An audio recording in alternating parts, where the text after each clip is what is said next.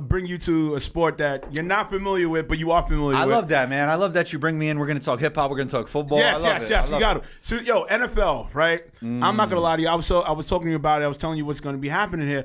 Yo, I feel this season is definitely one of the top seasons for the league in the last decade. I'm not even going to lie to you, son. I feel like the depth of star quarterbacks is deeper than ever before.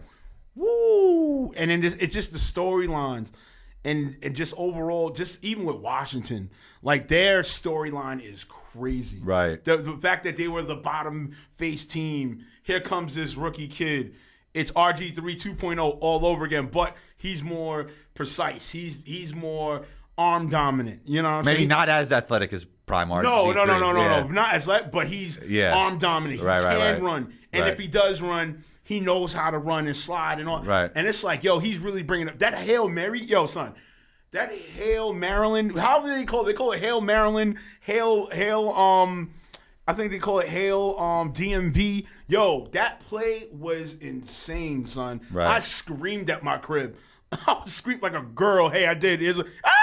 I was like, oh, get the. You were into it. Yo. You know what's crazy? You mentioned that. I think that's what we're not getting from the NBA right now.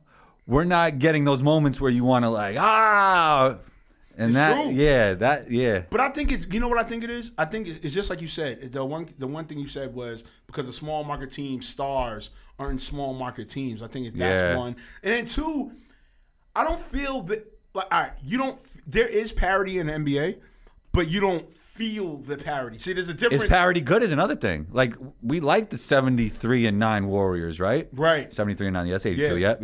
Yeah. But I mean, everybody complains that there's no parity, but people like that. People like the Bulls when they were 72-10. Right.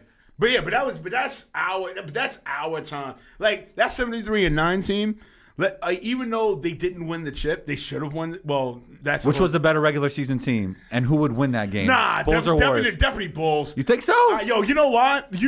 But they weren't even guarding people out that deep. Well, you know Pippen why? used to full court press sometimes. No, but you know what it was though. You know what the main caveat with that team was? It was two things.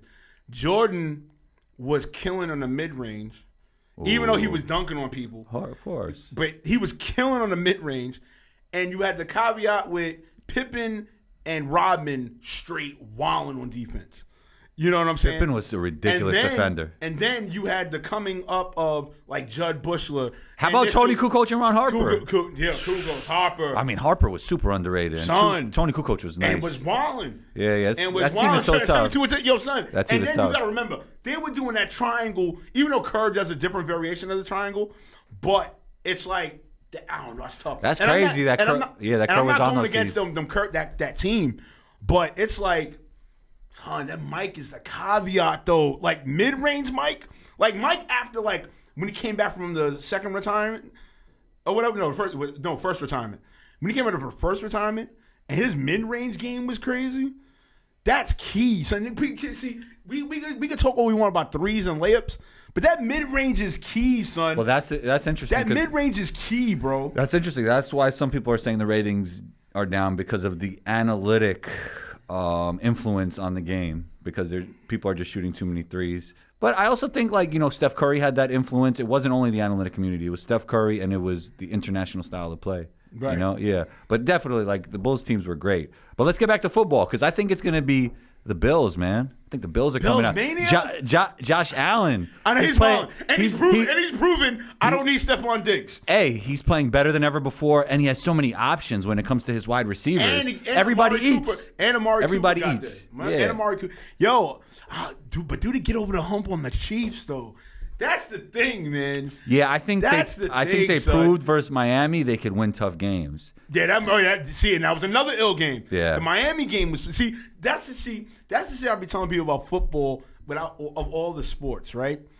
You always get with football, regardless of what happened. Even football took a knock with the whole Kaepernick thing, which they did take a knock. You know what I'm saying? But once everybody started brooding back the love for it, you know what I'm saying? And the NFL showed that, okay, hey, you know what? We're going to do the best we can to change our ways. Right. You know what I'm saying? Once people came back, you started getting better and better. The defense is better. The quarterback play is better. You know what I'm saying? The storylines to the games. Yeah. Crazy. And even, like I said, this year's good. I ain't going to hold you. Like, my prediction right now, even though I'm a diehard 49ers fan, I'm not gonna lie, my Niners they're kind of shaky, but I kind of see if things go right, all health is great and up, and the team is still doing what they do. Yo, I see Chiefs versus Lions, bro. That's gonna be crazy. I pulled up with the hooligans. They gon' make me act a fool. Amen. They gon' make me act a fool.